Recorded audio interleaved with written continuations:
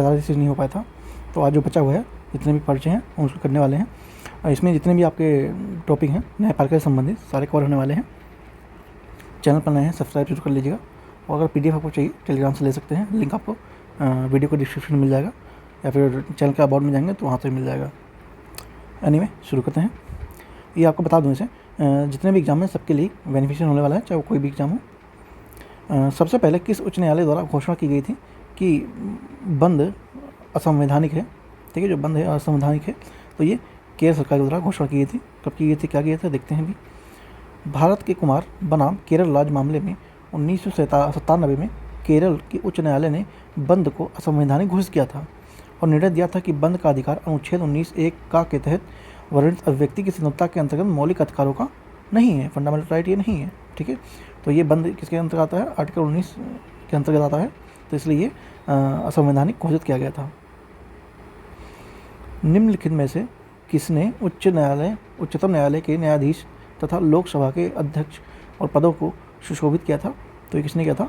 KS Hegde ने किया था। किसने किया था? KS हेगड़े ने किया था।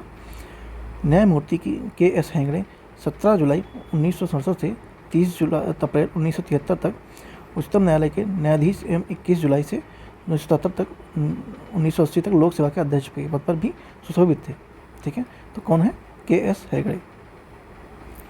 भारत के उच्चतम न्यायालय को क्या प्राप्त है?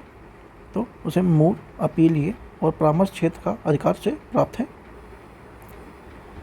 उच्चतम न्यायालय को भारतीय संविधान द्वारा व्यापक क्षेत्राधिकार प्रदान किया गया है, जैसे मूल क्षेत्राधिकार के अंतर्गत केंद्र और राज्य विवाद और 2 या 2 से अधिक राज्यों में विवाद आदि।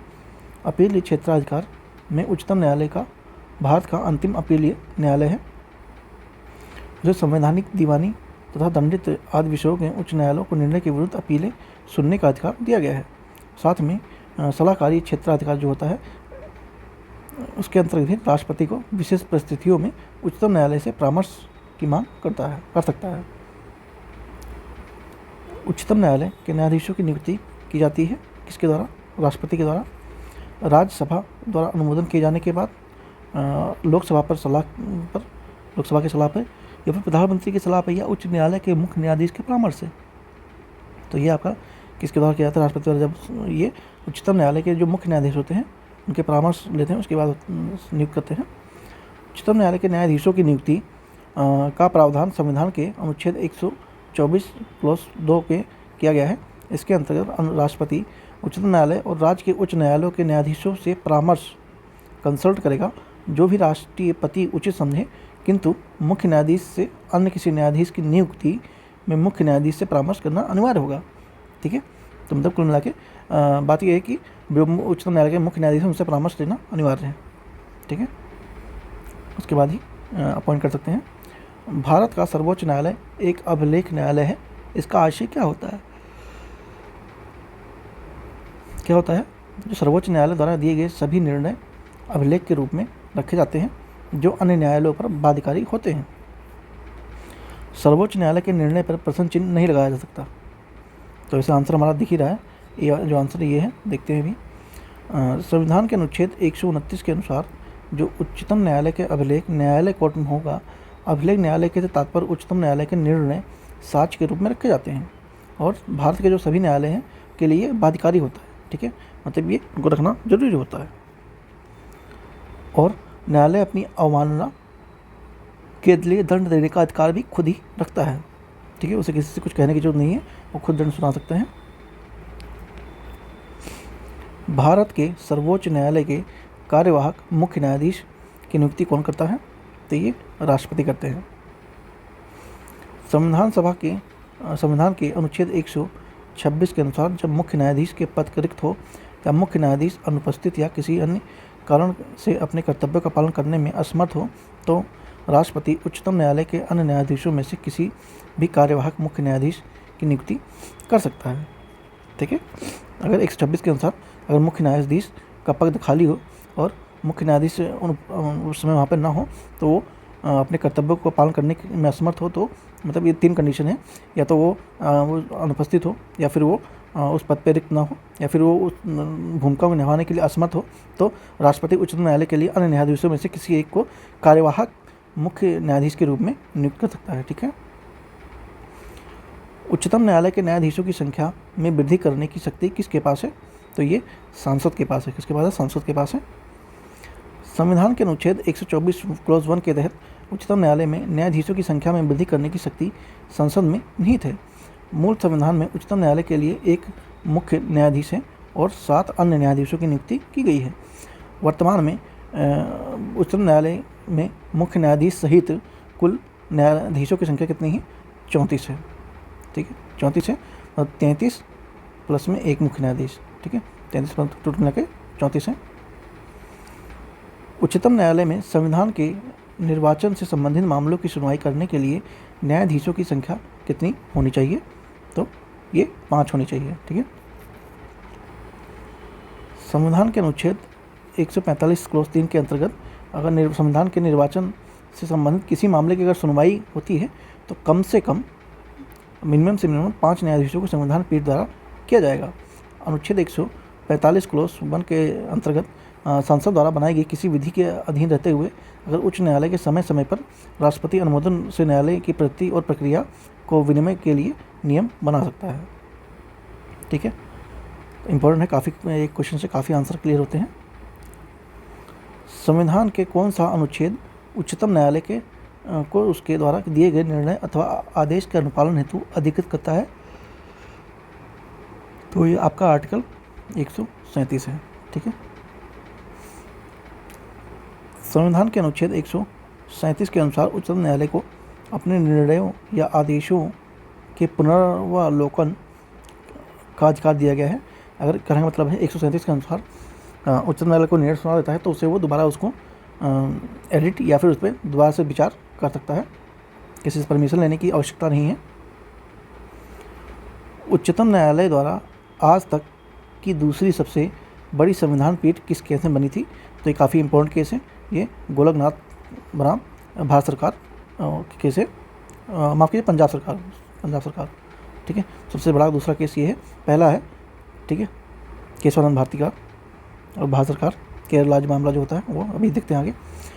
गोलकनाथ बनाम पंजाब राज्य मामले में 1967 ईस्वी में 11 न्यायाधीशों की संविधान पीठ बनाई गई थी, जो कि उच्च न्यायालय की दूसरी सबसे बड़ी है।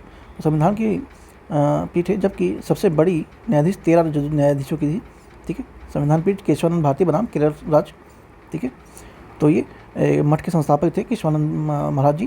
तो इनकी ज़मीनों को लेकर जब क्या हो रहा था कि उस समय रिफॉर्म चल रहे थे, जो भूमि सुधार आंदोलन है वो सब चल रहे थे, सरकार भूमि का आवंटन और बंटवारा कर रही थी, तो उस समय काफ़ी ज़मीनें सरकार के पास जाई थी। इसी वजह से उन्होंने केस फाइल किया था और इसमें क्या हुआ, वो सिर्फ एक वोट से पीछे रह गए और केशवानंद इसमें हार जाते हैं, केरल राज्य में जीत जाता है। तो इस तरह से इनका कुछ केस है। उच्चतम न्यायालय के मामलों की सुनवाई नई दिल्ली में करता है, परंतु किसी अन्य स्थान पर सुनवाई कर सकता है। ठीक है, उच्चतम न्यायालय मामलों की सुनवाई नई दिल्ली में तो करता है, लेकिन परंतु किसी अन्य स्थान पर कर सकता है। किसके अनुमोदन पर? राष्ट्रपति के अनुमोदन से ऐसा हो सकता है, पॉसिबल है। उच्चतम न्यायालय दिल्ली में स्थित है और यह सभी मामलों की सुनवाई यहीं पर होती है। लेकिन अनुच्छेद 130 में यह प्रावधान करता है कि सर्वोच्च न्यायालय का मुख्य न्यायाधीश राष्ट्रपति के अनुमोदन में अप्रूवल से दिल्ली के अतिरिक्त किसी अन्य स्थान पर भी सर्वोच्च न्यायालय की बैठक संबंधी निर्णय ले सकता है। ठीक है, ऐसा प्रावधान है। अगर सर्वोच्च न्यायालय का चाहे तो वो अनुमोदन लेता है, अप्रूवल लेता है राष्ट्रपति से, प्रेसिडेंट ऑफ इंडिया से, और वो कहीं भी फिर कर सकता है। केंद्र और राज्यों के मध्य होने वाले विवाद का निर्णय करने की शक्ति उच्चतम न्यायालय के किस क्षेत्राधिकार के अंतर्गत आता है? तो ये मूल क्षेत्राधिकार के अंतर्गत आता है। ठीक है, उच्चतम न्यायालय के प्रारंभिक क्षेत्राधिकार का उल्लेख अनुच्छेद 131 में किया गया था। इसके अंतर्गत केंद्र के मध्य विवाद, 2 या अधिक राज्यों के मध्य विवाद, राष्ट्रपति या उपराष्ट्रपति के चुनाव संबंधी विवाद और मौलिक अधिकार से संबंधित विवाद आदि इसमें शामिल होते हैं। निम्नलिखित में से किसे अभिलेख न्यायालय कहा गया है? तो उच्च न्यायालय एवं उच्चतम न्यायालय को अभिलेख न्यायालय कहा गया है। अभिलेख न्यायालय का उपबंध संविधान के अनुच्छेद 129 में उच्चतम न्यायालय के लिए एवं अनुच्छेद 215 में उच्च न्यायालय के लिए ऐसा प्रावधान किया गया है। जनहित याचिका की शुरुआत किसके द्वारा की गई थी? तो ये आपका न्यायपालिका की पहल है, उनके द्वारा जनहित याचिका की गई थी। जनहित याचिका का प्रारंभ 1980 में होता है। कहाँ पे होता है? अमेरिका में होता है। और भारत में प्रारंभ करने का श्रेय उच्चतम न्यायालय के पूर्व न्यायाधीश P.N. भगवती, किसे? P.N. भगवती और B.R. कृष्णा अय्यर को दिया जाता है। उच्चतम न्यायालय के बाद ही जनहित याचिकाओं का दौर प्रारंभ होता है और इसके तहत कोई भी व्यक्ति या समाज का कोई भी वर्ग जिसके विविध अधिकारों का हनन हुआ हो, तो वह स्वयं अन्य कोई व्यक्ति उच्च न्यायालय के या उच्चतम न्यायालय या उच्च न्यायालय के न्यायाधीशों की याचिका दायर कर सकता है। ठीक है, सबसे पहले कहाँ पे होता है? 1980 में अमेरिका में होता है। उसके बाद भारत में किसको दिया जाता है? P.N. भगवती और उच्चतम न्यायालय P.N. भगवती और B.R. कृष्ण अय्यर को दिया जाता है जनहित याचिका शुरू करने के लिए। संविधान के किस अनुच्छेद के अंतर्गत न्यायालयों द्वारा संसद की कार्यवाहियों की जांच करना प्रतिबंधित किया गया है? ठीक है, तो वो आर्टिकल कौन सा है? आर्टिकल 122। आर्टिकल 122 के अनुसार न्यायालय द्वारा संसद की कार्यवाहियों की जांच न किए जाने का प्रावधान किया गया है। न्यायिक पुनरावलोकन प्रचलित है, तो भारत और अमेरिका दोनों में है। ठीक है, न्यायिक पुनरावलोकन जुडिशियल रिव्यू का प्रावधान भारतीय संविधान में अमेरिका के संविधान से ही लिया गया था। भारतीय संविधान में यह प्रत्यक्ष नहीं बल्कि अप्रत्यक्ष रूप से आर्टिकल 13 में निहित किया गया है। मतलब आर्टिकल 13 में ऐसा प्रावधान किया गया है, प्रत्यक्ष मतलब डायरेक्ट नहीं, इनडायरेक्ट रूप से, कि न्यायिक पुनरावलोकन का अर्थ होता है कार्यपालिका के किसी आदेश या विधायिका के किसी कानून पर न्यायालय द्वारा पुनर्विचार करना और संवैधानिक प्रावधानों के विरुद्ध पाए जाने पर उसे रद्द करना। ठीक है, जुडिशियल रिव्यू क्या है? अगर गवर्नमेंट कोई कानून बना देती है तो उसे, अगर न्यायालय को ऐसा लगता है कि वो जनता या फिर देश के खिलाफ है, तो उसे वो रिव्यू कर सकती है। अगर उसे लगता है कि हाँ ये सही है, तो वो उसे रिजेक्ट कर सकती है। ठीक है, रिजेक्ट कर सकती है। तो ये प्रावधान अमेरिका से ही लिया गया था। कहाँ पे है? आर्टिकल 13 में मेंशन है इनडायरेक्ट रूप से। उच्चतम न्यायालय के न्यायाधीशों का वेतन निर्धारण कहाँ से किया जाता है? तो काफ़ी फेमस क्वेश्चन है, ये संसद द्वारा किया जाता है। अनुच्छेद 125 क्लॉज 1 के अनुसार उच्चतम न्यायालय के न्यायाधीशों को ऐसे वेतन भत्ते दिए जाएंगे जो संसद विधि द्वारा निर्धारित करेंगे। ठीक है, विधायी शक्तियों को संघीय सूची में शामिल किस विषय में संबंध में भारत के उच्च न्यायालय के क्षेत्राधिकार को बढ़ाने का अधिकार दिया जाता है? तो ये संसद को दिया जाता है। ठीक है, संविधान के अनुच्छेद 138 क्लॉज 1 के अनुसार विधायी शक्तियों की संघीय सूची में शामिल किसी भी विषय के संबंध में भारत के उच्च न्यायालय के क्षेत्राधिकार को बढ़ाने का अधिकार संसद को दिया जाता है। निम्न में से कौन सी एक याचिका अधीनस्थ न्यायालयों की कार्यप्रति का परीक्षण कर सकती है? तो वो उत्प्रेषण है। ठीक, कौन सा है? उत्प्रेषण है। उत्प्रेषण एक प्रतिषेध दोनों रिटें अधीनस्थ न्यायालय के विरुद्ध जारी की जाती हैं और प्रतिषेध रिट कार्यवाही के दौरान कार्यवाही को रोकने तथा उत्प्रेषण रिट कार्यवाही को समाप्ति या निर्णय को रद्द करने के लिए किया जाता है। संविधान के अंतर्गत उच्चतम न्यायालय के विधि पर प्रश्न सलाह लेने का अधिकार किसे है? तो ये राष्ट्रपति को है। किसे? राष्ट्रपति को है। उच्चतम न्यायालय से विधि के प्रश्न पर सलाह लेने का अधिकार राष्ट्रपति को है। संविधान के अनुच्छेद 143 के अनुसार राष्ट्रपति किसी विषय पर उच्चतम न्यायालय से सलाह मांग सकता है। न्यायालय सलाह देने के लिए बाध्य नहीं है। ठीक है, न्यायालय के कोई ऐसा मस्ट नहीं है कि वो देना जरूरी है, किंतु यदि मांगी गई सलाह का संबंध संविधान लागू कब होता है? 26 जनवरी 1950 को होने से पूर्व किसी विषय पे है तो सलाह देना अनिवार्य होगा। एक शर्त है, ठीक है, कि अगर 26 जनवरी 1950 से कोई कानून संबंधित है तो उस पर वो सलाह देना उसे अनिवार्य होगा। उसके बाद वो अनिवार्य नहीं है, लेकिन वो दे सकता है।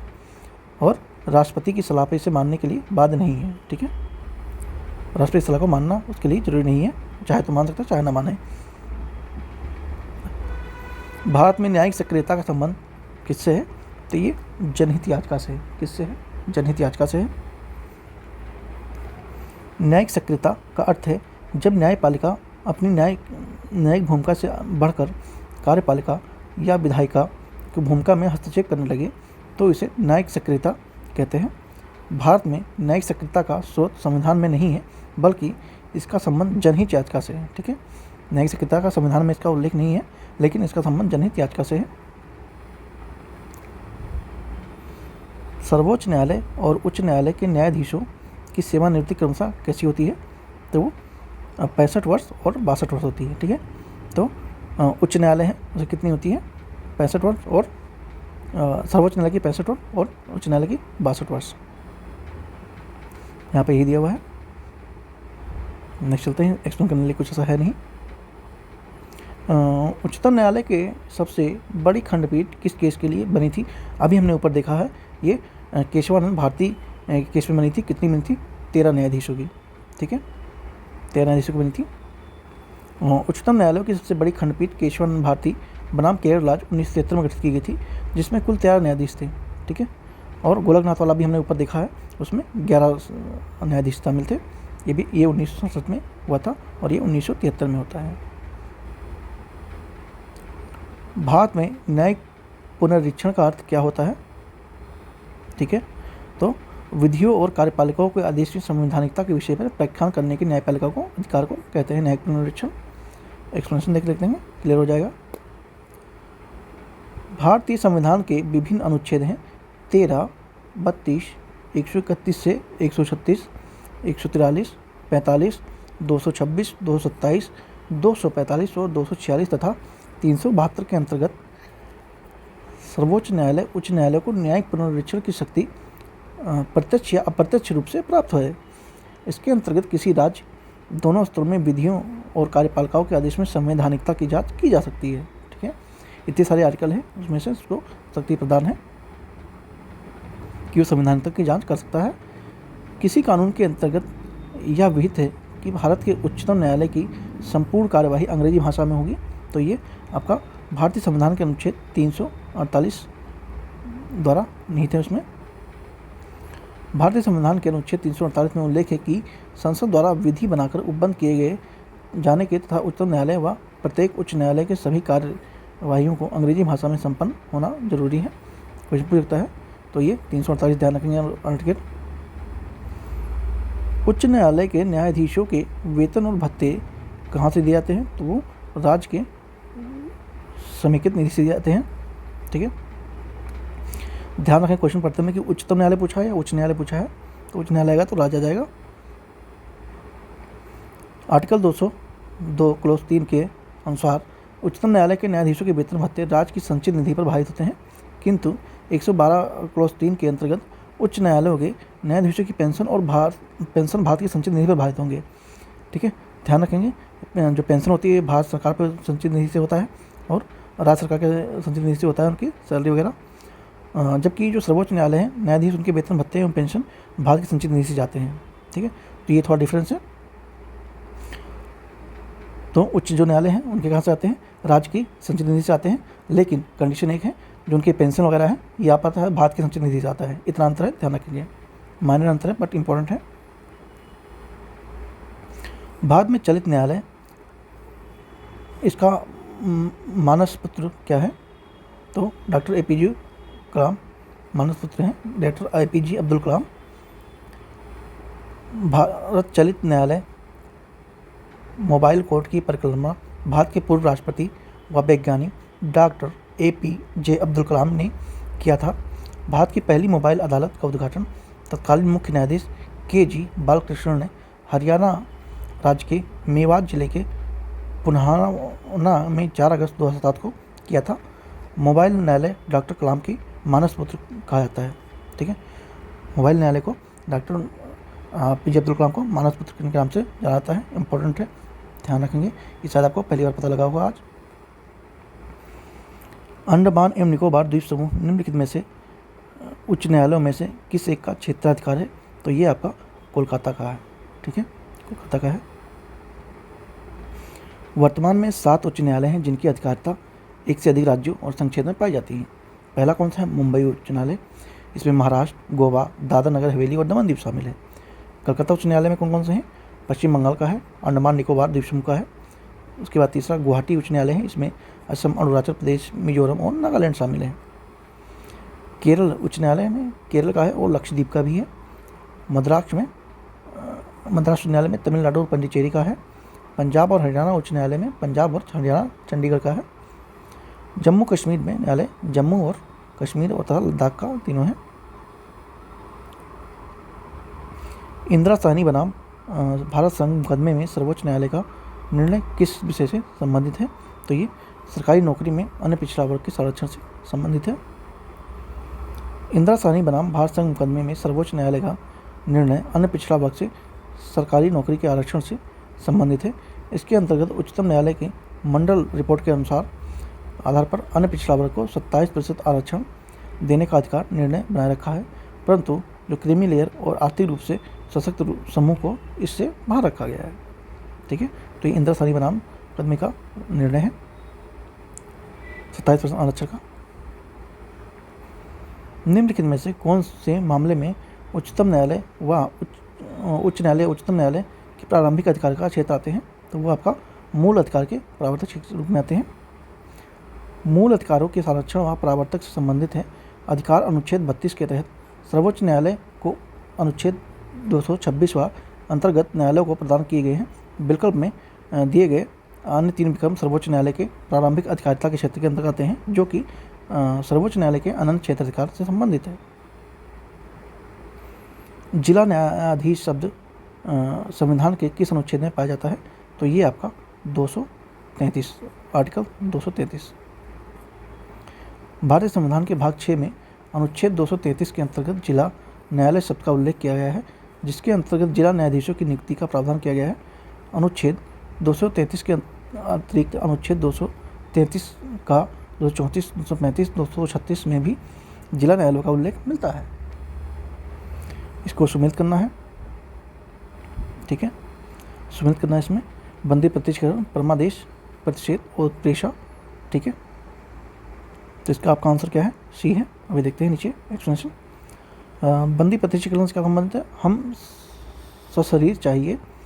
परमादेश हम आदेश देते हैं। प्रत्यक्षीकरण अधीनस्थ न्यायालयों का लेखा पूर्णतः सूचित किया जाता है। अधिकार परीक्षा ये किस अधिकार से? ठीक है, तो इनका कुछ अर्थ है। तो आपका ये न्यायपालिका वाला चैप्टर खत्म होता है। और जो इसका पार्ट 1 है इसका मैं लिंक वीडियो के डिस्क्रिप्शन में प्रोवाइड करा दूंगा, आप चाहें तो वो भी देख सकते हैं। तो ज़्यादा नहीं, वो लगभग 10 मिनट की वीडियो है। टेक्निकल वजह से वो इतना है, वो नई सी वीडियो में आता है वो। एनीवे, और चैनल पर नए हैं सब्सक्राइब जरूर कर लीजिएगा। PDF के नाम से जुड़ सकते हैं। Thank you so much.